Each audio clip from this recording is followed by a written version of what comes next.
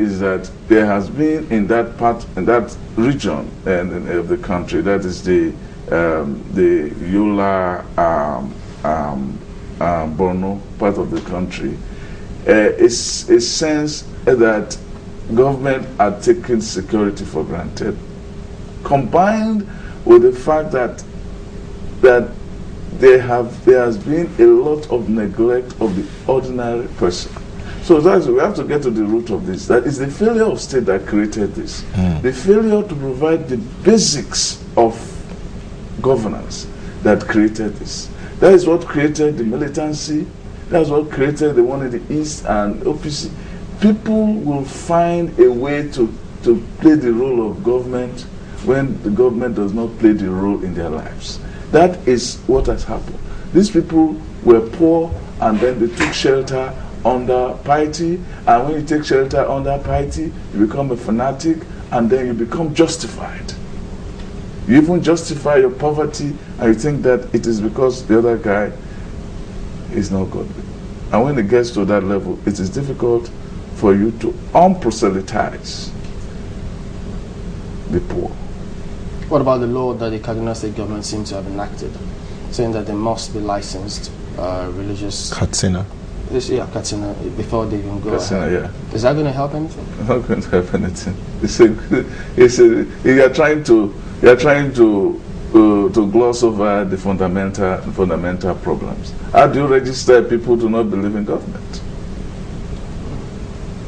And then what we should understand is that these people are anarchists.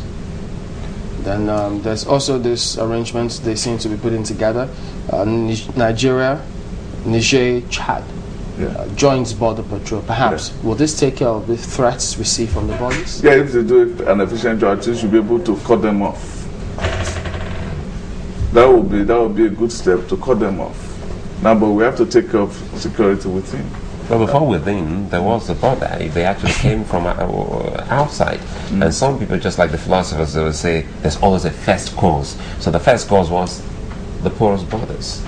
Well, we have to describe. We have to know what the first cause was. Not the porous border. The first cause was poor governance. So it's the problem of the state. Wow. It started. The whole thing started. The catalyst to this thing started when Yusuf was ordered to be killed. Understand that it was the former president who said they should kill him. I don't know whether that is true, but that is what I heard. But now, and that is what has triggered the whole problem. And it's discovered that these people have been caught one time or the other, and then they will be released. So that goes back to... said that they should release all of them. Does that go back to the issues of justice delivery? Yes. The judiciary failing in its role? Or the government interfering in the affairs of the judiciary? It's both. I mean, when the government has failed to provide... what created this government... You don't provide education, you don't provide... infrastructure, and don't provide power, and don't provide some of the necessities of life, then you make them retreat into little organizations, and they become true believers. It's all what causes government. You don't find this kind of things where there is at least minimal prosperity. You don't find this kind of extremism. When you find it in the US, they're usually fringe organizations that don't do much. They hide somewhere, but they have food, they have things to eat. They're just rebelling against prosperity. In this case, they're rebelling against poverty. And they're looking at information management on part of government and the press. Yes, you previously highlighted the fact that they need to do much more than they're doing, but how about the press? How would you assess the role that the press has played in all of this scenario? Well, the press has tried to do some work on this matter in terms of reporting what government is doing and what is on ground and so on.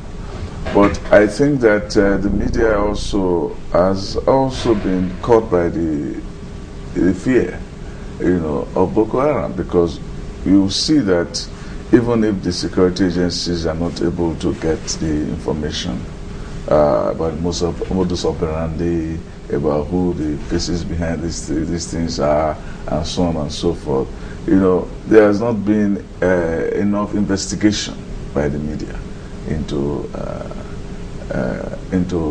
what is going on in that part of the country. That probably may be a result of also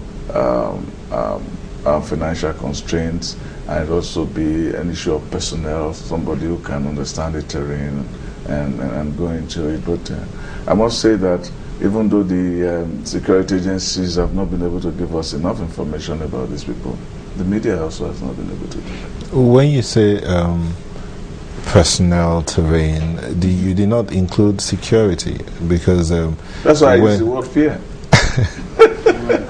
So that particular fear, is it what could deter the media from going on the ground? We need crack reporters to go there and get information. I don't think the media has been able to take the courage to do that. Well, okay. Would you now say, what then has the media been doing? Sensationalization? No, it's sensationalization, reporting what scraps you can put together. And that's dangerous. That's not good. So we need to go beyond the surface. We need to do that. Is it as a matter of credibility that, during the time of Osama bin Laden, you get to see some couple of journalists handpicked, blindfolded, and taken to their hideout and conduct some of the most exclusive of interviews? Yes.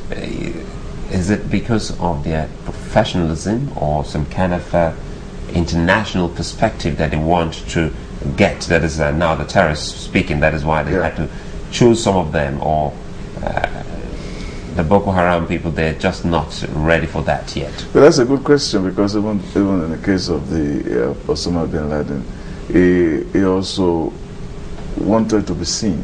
He wanted to talk, so he wanted to propagate himself. So that's what we don't know about Noor yet, because it looks like, that's what I was saying here, that is it that we went to get the video of Noor got his own video and let us see it. It looks like he got the video and let it out. So it's probably not the work of it's probably not so much credit to the security, but so much credit to the vanity of Noor that the thing is out, because he was conscious of the fact that it was being videotaped. He was talking to his family and telling them, this is why I'm doing this. This is why we went to UN building. We don't like Obama and his infidels and things like that. So there was a streak of vanity in this whole thing, and there's also a streak of vanity in some of these people. Remember the tape of Osama looking at himself for hours on his own on a little TV in a small room, or looking at video of himself. That kind of thing. So there's a certain megalomaniac streak in